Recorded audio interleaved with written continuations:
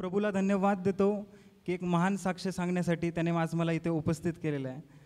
तर आज हे माझे बाबा आमच्यामध्ये उपस्थित आहेत, आपल्यामध्ये उपस्थित आहेत, प्रभूमध्ये उपस्थित आहेत. एक मोठी साक्ष आज परमेश्वराने आमच्या आयुष्यामध्ये केली आहे, माझ्या परिवारामध्ये केली आहे. एक शॉर्टमध्ये मी माझ्या वडिलांबद्दल तुम्हाला सांगतो की आम्ही प्रॉपर नांदेडचे आहोत. 1990मध्ये हे कर्जतमध्ये एका शाळेमध्ये काम करण्यासाठी मुक्या मुलांच्या शाळेमध्ये काम करत होते. तर ती शाळा 1999मध्ये क्लोज झाली आणि सायमल्टेनियसली 1998पासून माझ्या वडिलांनी LICचं काम चालू केलं होतं.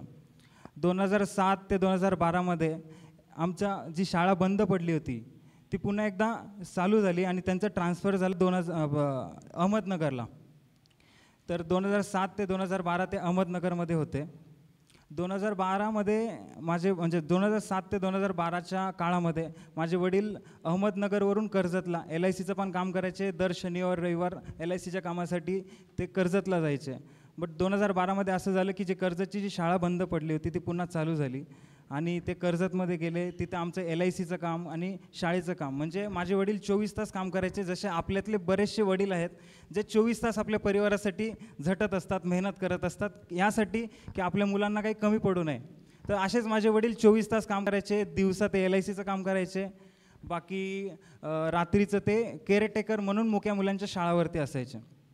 तर 2012 ते 2018मध्ये आमचं LICचं काम एवढं ग्रो झालं की माझे बाबा ठाण्यामध्ये, संपूर्ण ठाण्यामध्ये टॉप म्हणजे जवळजवळ 600-800 एजंट्स असतील, त्यामध्ये टॉप 5मध्ये माझ्या वडिलांची जागा असायची. तर 2018मध्ये अशी गोष्ट झाली की आता प्रगती झाली म्हणजे जगातील लोकांना काही ना काही त्रास होत असतो. त्यामुळे त्यांनी माझ्या वडिलांविरुद्ध अशी प्लॅनिंग रचली की त्यांना एका खोट्या केसमध्ये त्यांनी अडकवलं. तर केस अशी की बाबा लहान मुलांना त्रास दिला, अत्याचार केले, यामध्ये त्यांना अडकवलं. आणि 2018मध्ये मी 11वीला होतो. माझी बहीण तिच्या B फार्मसीच्या 4th इयरला होती. तर अचानक मला इथं फोन आला की रोहित, बाबांना अशी अटक झाली आहे, तुला यायला लागेल. मी धावत पळत, मी पुण्याला तेव्हा क्लासला असायचो 11th. मी धावत पळत गेलो कर्जतला. बघतोय तर अवस्था एवढी बिकट होती की मला काहीच समजत नव्हतं, कारण मी खूप लहान होतो, माझ्याकडे काहीच मॅच्युरिटी नव्हती. कारण आमच्या घरामध्ये हेच करणारे होते, हेच म्हणजे कमावणारे, ब्रेड अर्नर. तर आमच्या म्हणजे सगळं हादरून गेलं, आम्हाला काहीच समजत नव्हतं. 2018मध्ये मी 11वीला होतो. 2019मध्ये माझी 12वी संपली. मला फक्त आणि फक्त 59% पडले होते 12वीला. मी नीट अभ्यासच करू शकलो नव्हतो. त्याच्यानंतर थोडं करत माझं पुण्याला इंजिनिअरिंगमध्ये ॲडमिशन झालं. मी इंजिनिअरिंगच्या कॉलेजमध्ये स्टार्ट झाले. फर्स्ट इयरला माझी क्लासमेट होती, तिचं नाव लुबना. तर ती येशूवरती विश्वास ठेवते. तिने मला सांगितलं की माझा असाही विश्वास आहे. तिला मी माझा प्रॉब्लेम सांगितला. त्याच्यानंतर 2020मध्येच लॉकडाऊन पडला, त्यामुळे सगळे सेपरेट झाले. मी घरी होतो, लॉकडाऊन होतं, बाबा जेलमध्ये होते. तर झालं असं, त्यात आता 2018मध्ये त्यांना अटक केली आहे. मी 2020मध्ये आलेलो आहे. 3 वर्षामध्ये आमचे 3 बेल रिजेक्ट झाले. कुठलीच केसमध्ये प्रोग्रेस होत नव्हती आणि तेव्हा मला येशू कोण आहे काहीच माहीत नव्हतं. त्याच्यानंतर 2020मध्ये मी अचानक एक दिवशी घरी बसलो होतो, लॉकडाऊन होतं. मला इच्छा झाली मनातून की मी बायबल वाचावं, पण माझ्याकडे बायबलच नाही. मी कुठे अप्रोच करू, कोणाला अप्रोच करू, मला बायबल कसं मिळेल. नंतर कळलं की आपण फोनमधून पण बायबल वाचू शकतो. मी संपूर्ण बायबल त्या एका वर्षामध्ये संपूर्ण बायबल वाचून काढलं, ते पण लपून छपून. कारण हिंदू फॅमिली म्हटलं की प्रॉब्लेम, कोणाला लवकर तयार करणं म्हणजे खूप अवघड असायचं. मग लॉकडाऊनच्या काळामध्ये आई आणि जायचे 6 ते 7-8 वाजता. तर मी त्या वेळेमध्ये, त्या 2 तासामध्ये एकटा घरामध्ये बसून प्रार्थना करायचो गुडघ्यावरती. मला कोणी गायडन्स करणारं नव्हतं, पण मी स्वतःमध्ये अंतःकरणामध्ये स्वीकारलं. कारण त्या मुलीने पण मला कधी फोर्स नाही केलं की तू बायबल वाच, पण माझ्या अंतःकरणामध्ये आलं की मी हे वचन वाचलं पाहिजे. आणि ते माझ्या मनामध्ये इतक्या रोवलं गेलं की मी ते वचन वाचत गेलो. पहिले नवीन करार वाचला, जुना करार वाचला. मग मी असं वाचलं की मला ते मनामध्ये एकदम वचनच वचन, बस माझा परमेश्वर तो जिवंत परमेश्वर आहे आणि तो माझ्या वडिलांची निर्दोष सुटका करेल. माझ्या वडिलांना खोट्या केसमध्ये अडकवलं आहे आणि माझा परमेश्वर ते जाणतो. जगातील लोक काही म्हणो, पण माझ्या परमेश्वरावरती विश्वास ठेवता. हळूहळू करत मी आईला येशूबद्दल सांगितलं. 7-8 महिन्यानंतर आईच्या मनाचं ट्रान्सफॉर्मेशन झालं. आई येशूमध्ये आली, त्याच्यानंतर माझी बहीण येशूमध्ये आली. त्याच्यानंतर मग आम्ही 2000 माझं लॉकडाऊन जेव्हा संपलं, जेव्हा मी कॉलेजला गेलो, फर्स्ट सेमिस्टरला माझे ॲकॅडमिक्स खूप खराब होते. म्हणजे मी काटावरतीच पास झालो होतो, म्हणजे मी खालून पहिला होतो. बट जेव्हा लॉकडाऊन संपलं, मी येशूला ओळखायला लागलो आणि जेव्हा मी कॉलेजला गेलो तेव्हा 2 वर्ष तर आमचे लॉकडाऊनमध्ये गेले. But 3rd and 4th year दोन्ही वर्षामध्ये माझ्या परमेश्वराने कॉलेजमध्ये जेव्हा मी पहिले इयरमध्ये शेवटून पहिला होतो, त्याच्यानंतर 3rd and 4th इयरमध्ये त्याने कॉलेजमध्ये मला पहिल्या नंबरवरती आलं होतं. यासाठी मी परमेश्वराला धन्यवाद देतो की आपला परमेश्वर ज्ञानाने भरणारा परमेश्वर आहे आणि त्याने मला ज्ञानाने भरलं होतं. त्या काळामध्ये माझे बाबाच कमवायचे. आमच्या फॅमिलीवरती फायनान्शियल थोडे प्रॉब्लेम्स चालू होते आणि पण बाबांचे सस्पेंड झाले होते, त्यामुळे त्यांचा अर्धा पगार चालू होता. माझं 4th इयर संपायला आलं, अचानक त्यांची सॅलरी बंद झाली. आता आम्ही पुण्याला राहायचो, आई कर्जतला राहायची, बाबांना भेटायला राहायची, आम्ही कर्जतचं रेंट भरायचो, आम्ही पुण्याचं रेंट भरायचो. आमच्यावरती अचानक बाबांची सॅलरी बंद झाली, अचानक प्रॉब्लेम. आम्ही येशूमध्ये विश्वासी होतो, आम्ही चर्चला यायचो. आम्ही पास्टरांना सर्वात पहिले भेटलो तेव्हा पास्टरांना हा प्रॉब्लेम सांगितला, तेव्हा ते बोलले तुझे वडील निर्दोष आहेत, परमेश्वराने मला सांगितले. त्याच क्षणी मी पुन्हा एकदा परमेश्वराला धन्यवाद म्हटलं की अंतःकरणापासून माझ्या देवाचे सेवक म्हणत आहेत की तुझे वडील निर्दोष आहेत, तर नक्की ते बाहेर येतील. त्याच्यानंतर त्यांचा जेव्हा पगार बंद झाला तेव्हा कॉलेजमध्ये एक शेवटची कंपनी आली होती प्लेसमेंटसाठी. माझा क्रायटेरिया बसत नव्हता, कारण मला 12वीला 60च्या बिलो पर्सेंट होते आणि प्लेसमेंटसाठी 60 अबव पर्सेंट लागतात.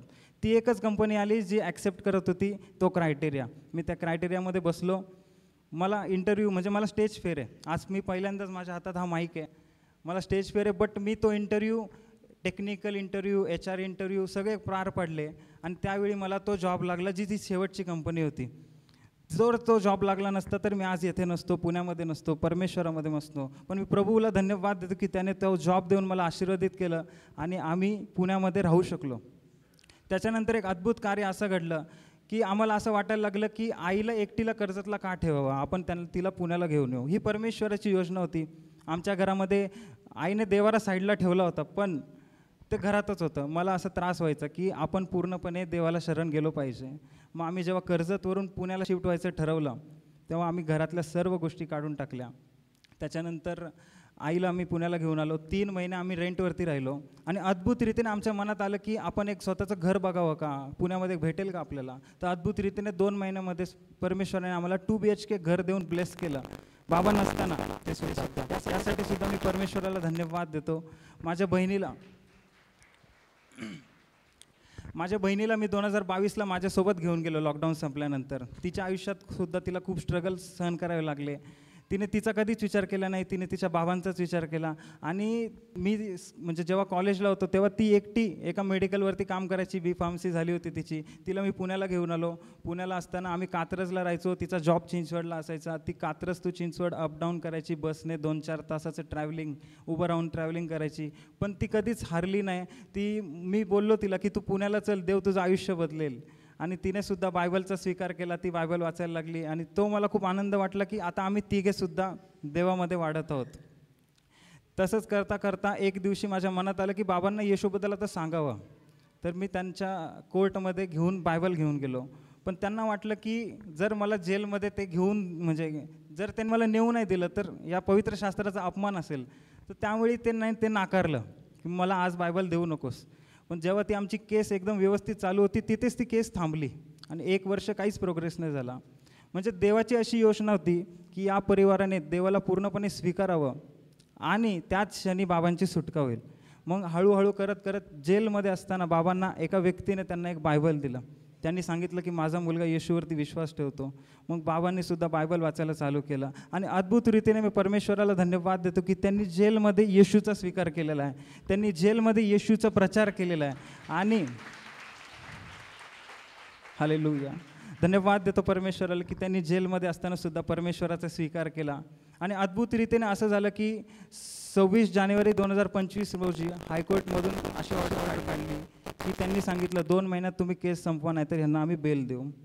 2 महिने उलटून गेले तरी काहीच नाही, केसमध्ये काहीच हालचाल नाही झाली. आम्ही त्या 2 महिन्याची वाट बघत होतो कारण आम्हाला वाटलं की बाबा येतील आता, पण तसं काही झालं नाही. मार्च गेला, एप्रिल, मे, जून, जुलै, आता ऑगस्ट आला. त्या महिन्यांमध्ये काहीच केसमध्ये प्रोग्रेस नाही झाली. पुन्हा एकदा आम्ही हताश झालो, निराश झालो. पण आमचा परमेश्वरावरती विश्वास होता की तो बोलला आहे, त्याने वचन पूर्ण केले. पास्टर नेहमी प्रोफेसी करायचे की जेलमधून एक व्यक्ती बाहेर येतो आहे. ती प्रोफेसी मी नेहमी रिसीव्ह करायचो की परमेश्वरा तू माझ्या वडिलांना बाहेर काढतोयस. आणि अद्भुत रीतीने 21 ऑगस्ट रोजी हायकोर्टमध्ये पुन्हा हिअरिंग होती. त्या दिवशी सकाळी जज समोर आमचं मॅटर चालू होतं, ते आर्ग्युमेंट चालू होती. जजच्या अचानक मनात आलं की मी यांना बेल देणार नाही, अजून 4 महिने आपण थांबू. मग त्यांनी आपल्या वकिलांना सांगितलं की मी बेल देत नाही आहे, तुम्ही विड्रॉ करा ॲप्लिकेशन, नाहीतर मी रिजेक्ट करतो. 12:30ला तुम्ही तुमचा डिसिजन घेऊन या. आम्ही पुन्हा एकदा टेन्शनमध्ये. आता 4 महिने, 2 महिने जानेवारीमध्ये बोलले होते, जानेवारी मार्च आला, पण ऑगस्ट आलं तरी काहीच प्रोग्रेस नाही. मग आम्हाला वाटलं की आता परत 1 वर्ष जाणार. 12:30ला जेव्हा आपले वकील आले, आम्ही प्रार्थनेत होतो आणि पास्टरांनी ऑलरेडी सांगितलं होतं, प्रोफेसी केली होती की ते स्वर्गदूत त्या हायकोर्टामध्ये उपस्थित आहेत. तर 28 जानेवारी रोजी जी ऑर्डर निघाली होती ती आपल्या वकिलांनी त्यांना दाखवली. जजने ती ऑर्डर वाचली आणि त्यांचं पूर्ण हृदयाचं ट्रान्सफॉर्मेशन परमेश्वराने केलं. आणि त्यांनी आपल्या वकिलाला किंवा सरकारी वकिलाला काहीच न बोलू देतात त्यांनी सांगितलं की या कोर्टाने बोलले तर मला भाग आहे, या माणसाला मी रिलीज करतो आहे, या माणसाला मी त्या जेलमधून बाहेर काढतो आहे. आणि त्याच दिवशी माझ्या बाबांच्या बेलची ऑर्डर त्यांनी पास केली. दुसऱ्या दिवशी ती बेलची ऑर्डर पास झाली. आणि आज 7.5 वर्षानंतर हे माझे वडील प्रभू येशूमध्ये, आमचं हे संपूर्ण परिवार परमेश्वराचं सेवा करण्यासाठी येथे उपस्थित आहे. या साक्ष्याद्वारे मी तुम्हाला सांगण्याचा प्रयत्न करत आहे की जेव्हा आपण परमेश्वरामध्ये येतो तेव्हा आपल्याला घाई असते की याच्या आयुष्यात पटकन कार्य झालं, याच्या आयुष्यात पटकन कार्य झालं, माझ्या आयुष्यात का असं होत नाही. मला प्रभूमध्ये विश्वास ठेवून 5 वर्ष झाला. माझी आई 7 दिवसातून 5 दिवस उपवासच ठेवायची त्या काळामध्ये. पण तिला जेव्हा मी सांगितलं की आपला परमेश्वर नियमाचा परमेश्वर नाही तर आपला परमेश्वर अंतःकरण पाहणारा परमेश्वर आहे, तर तिने स्वीकारलं. बट ती 2-3 वर्ष झालं चर्चमध्ये येते, नो प्रोग्रेस. बट बॅकएंडला प्रोग्रेस परमेश्वर करत होता. त्याचा वेळ उचित असतो. आपल्याला वाटतं की उशीर होतो आहे, पण तो ज्यावेळी कार्य करतो तीच एक उचित वेळ असते. आणि मी पुन्हा एकदा धन्यवाद देतो परमेश्वराला की ती उचित वेळ आज आलेली आहे. त्यामुळे पुन्हा एकदा मी सर्वांना एनकरेज करतो की आज एखादी गोष्ट तुम्हाला पाहिजे ती घडत नसेल तर हताश किंवा निराश होऊ नका. प्रार्थनेत राहा, आशा धरा, कारण आपला परमेश्वर आशा धरणाऱ्यांची वरती प्रीती करतो, आपल्या सर्वांवरती तो प्रीती करतो. त्यामुळे कधीच निराश नाही झालं पाहिजे. होप ठेवले पाहिजेत, पेशन्स ठेवले पाहिजेत, विश्वास ठेवला पाहिजे की आपला परमेश्वर आपल्यासाठी इम्पॉसिबल गोष्टसुद्धा पॉसिबल करू शकतो. एवढी मोठी केस त्यांनी, जी खोटी केस आहे, काहीच त्याच्यामध्ये नाही, तरीसुद्धा एवढं आम्हाला अडकवलं. पुन्हा एकदा मी त्याच व्यक्तीला धन्यवाद देतो की त्यांनी आम्हाला अडकवलं. जर अडकवलं नसतं तर आम्हाला आज येशू समजला नसता.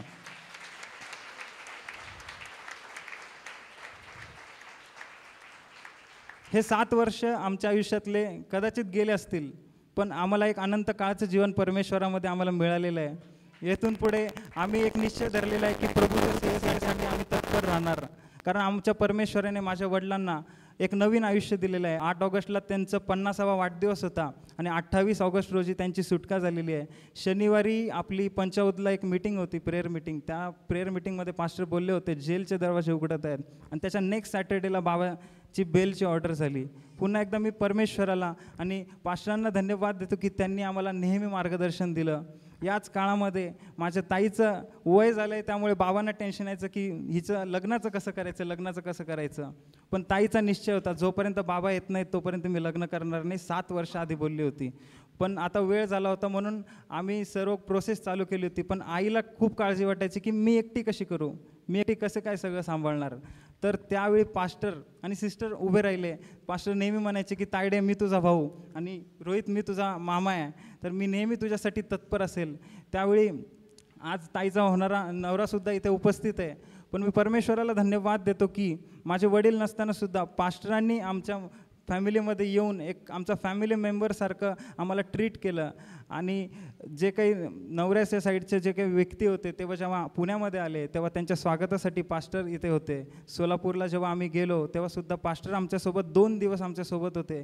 त्यांना माहिती होतं माझे वडील निर्दोष आहेत, देवाने त्यांना सांगितलं होतं. आणि त्यांनी आमचे इतके सहकार्य केले की मी परमेश्वराला जेवढं आयुष्यभर धन्यवाद देईल ते कमी असतील. कारण त्या सेवकाने काही न विचार करता आमच्यासाठी ते नेहमी उपस्थित होते. मी बाबांना सांगू इच्छितो की तेच ते व्यक्ती आहेत ज्यामुळे आज मी ते उभं आहे. तेच ते व्यक्ती आहेत ज्या परमेश्वराने त्यांना आमच्या आयुष्यात पाठवलं. आणि आज हे माझे वडील खूप खूप त्रास माझ्या आईने पाहिला. 7 वर्ष काही सोपी गोष्ट नाही आहे. 7 वर्ष 5 महिन्यानंतर बाबा आज जेलमधून बाहेर आलेत. बाबा नेहमी डिक्लेअर करायचे, मी बायबलमध्ये वाचलं आहे, 7वं वर्ष हा सुटकेचा वर्ष असतो. जसं हालेलुया,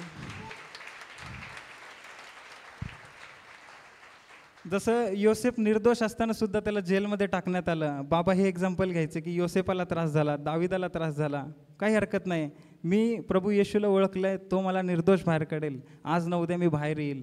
आणि आपली केससुद्धा आता संपायला लागली आहे. बाबांची निर्दोष सुटका परमेश्वर लवकरच करत आहे. आज त्याने आपल्याला या परिवारामध्ये आपल्या परिवारामध्ये आमचे नातेवाईक आम्ही विसरून गेलो, कारण आम्हाला माहिती आहे हे जगातले लोक कसे असतात. बट हे या चर्चमध्ये जे कोणी व्यक्ती आहेत हेच आमचं परिवार आहे, हे आमचे ख्रिस्तामधलं परिवार आहे. त्यामुळे मी परमेश्वराला धन्यवाद देतो की त्याने आज मला उपस्थित केलं. हे आत्ता मी बोलत असताना पण एक साक्ष घडले की मी आत्तापर्यंत माझ्या आयुष्यात कधी स्टेजवरती उभं राहिलेलो नाही आहे. हा माईकमधून मी पहिल्यांदा बोलतो आहे. मला एक्सपिरियन्स नाही आहे, 0 एक्सपिरियन्स. बट देवाने हा मोमेंट जमवून ठेवला होता की तुला परमेश्वराचा गौरव करण्यासाठी हा माईक हातात घ्यायचा. परमेश्वराला मी त्यासाठी धन्यवाद देतो. खूप साक्ष आहेत, मला आठवत नाही आहे, काही गोष्टी राहून चालल्या आहेत. पण मी पुन्हा एकदा तुम्हाला सांगतो की आशा धरा. मला परमेश्वराने एकच वचन दिलं, रोमन्स 12 अध्याय 12 वचन, की be joyful in hope, patient in affiliation and faithful in prayer. आशेने हर्षित व्हा, संकटात धीर धरा आणि प्रार्थनेत तत्पर असा, कारण तो परमेश्वर नेहमी तुमच्यावरती लक्ष ठेवून असतो. परमेश्वर नेहमी तुमचे त्रास पाहत असतो आणि त्याला तुम्हाला कधीच रडताना पाहू वाटत नाही. तो तुमच्या आश्रय नेहमी पाहतो आणि त्याचं उत्तर एक ना एक दिवशी तो नक्की तुम्हाला देतो. तुम्ही फक्त आशा धरा आणि त्याच्या उपस्थितीमध्ये राहा आणि त्याच्यावरती विश्वास ठेवा. परमेश्वराला पुन्हा एकदा धन्यवाद देतो. थँक्यू.